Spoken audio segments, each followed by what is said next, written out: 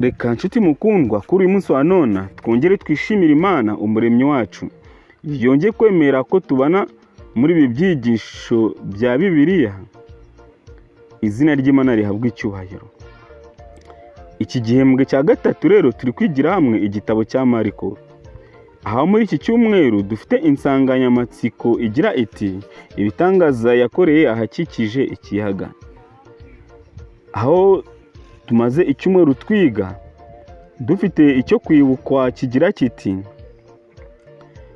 ahubwo aramubwira ati witahire ujye mu banyu ubabwire iby'Imana igukoreye byose nuko ikubabariye.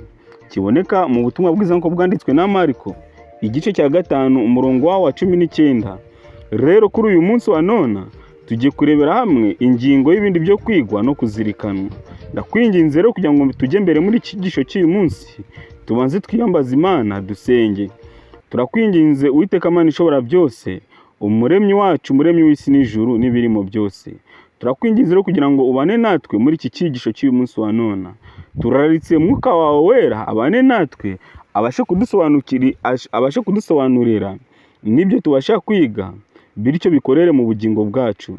Ibyo nibyo tugusabiye ubuntu mu izina rya Yesu Kristo umwami wacu, amen.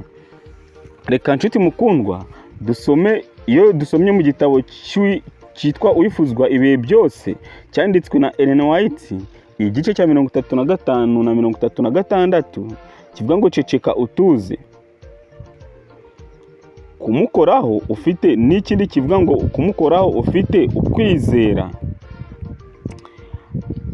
Abo bose bayoborwa n'Imana bagomba kugira imibereho itandukanye n'iy'abantu b'isi kandi itandukanye n'imigirire yabo, kandi buri wese akwiriye kwifuza kugira ubumenyi bwo gusobanukirwa n'ubushake bw'Imana. Dukwiriye kumva ijwi ry'Imana mu mitima yacu.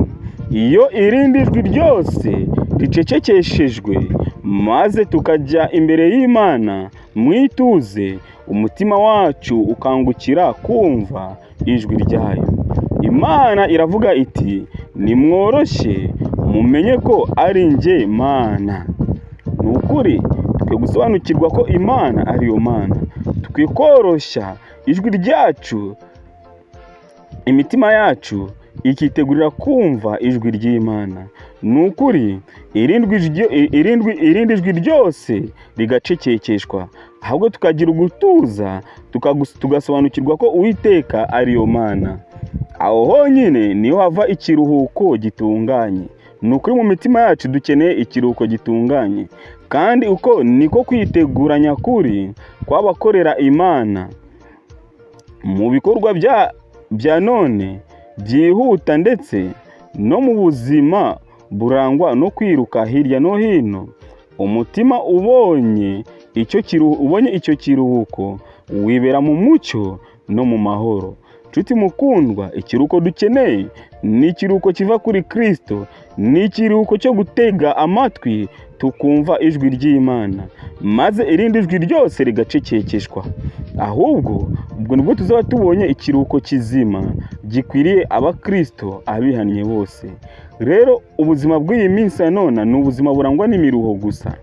Ubuzima buzatanga impanuro nziza kandi buzagaragaza imbaraga y'ijuru maze ikwire mu mitima y'abantu. Ni ukuri rero icyo dukeneye ikiruhuko kiva ku Mana. Dukeneye kumva ijwi rya Kristo. Imitima yabo yuzuye kutanyurwa yakomeje kwibaza impamvu Yesu. Imitima yabo yuzuye kutanyurwa yakomeje kwibaza impamvu Yesu washoboraga gukora ibitangaza bikomeye biboneye atagomba guha abantu be bose amagara mazima, imbaraga n'ubukire, akabavana mu buretwa bw'ababategekaga maze akabaha ubutegetsi n'icyubahiro. Nshuti mukundwa, reba icyo abayoboke ba Kristo batekerezaga.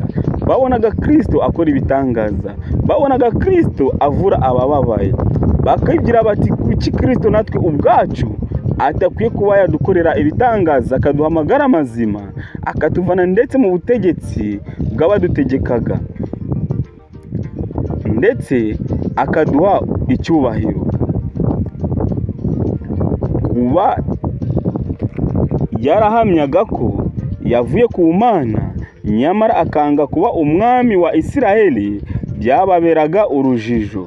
Nshuti mukundwa, abantu ba Yesu bumvaga ko Kristo akwiye kuza akima ingoma, akaba umwami w'Abisiraheli mu butegetsi bw'isi. Ibyo rero kuba barora Kristo atashishikajwe nabyo byarushije kubabera urujijo. Kwanga kuba umwami kwe babihaga ubusobanuro butari bwo. Abenshi batekerezaga ko adafata icyemezo cyo kuba umwami, bavuga ko nawe ubwe yashidikanyaga ku murimo we nk'uwatumwe n'ijuru.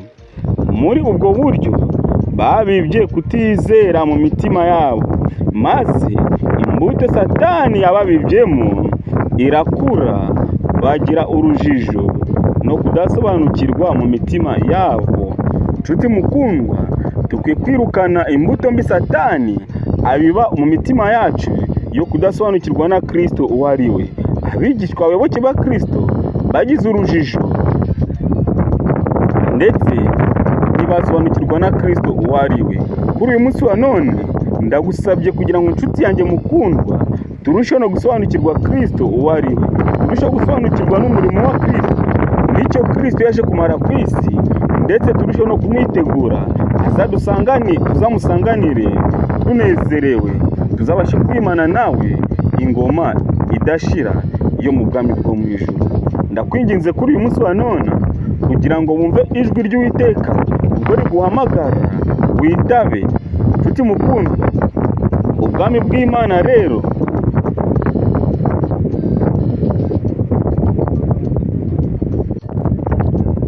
buri hafi kandi buregereye. Uwiteka umwami Imana rero abane natwe, adushoboze kumvira ijambo rye mu murongo ukwiriye. Icyo nicyo ngusabiye kuri uyu munsi wa none, nanjye nisabira mu izina rya Yesu Kristo umwami wacu, amen. Reka duce bugufi twongere dusenge Imana dusoza iki cyigisho cy'uyu munsi. Uwiteka mwami Imana, turagushimiye, turaguhimbaje, uhabwe icyubahiro. Tugushimiye kuri umuremyi wacu, tugushimiye ko ukomeje kuduha umwanya wo kwiga ijambo ryawe. Reka uduhe no gusobanukirwa ukuri kw'ijambo ryawe, nibyo tugusabiye ubuntu mu izina rya Yesu Kristo umwami wacu, amen.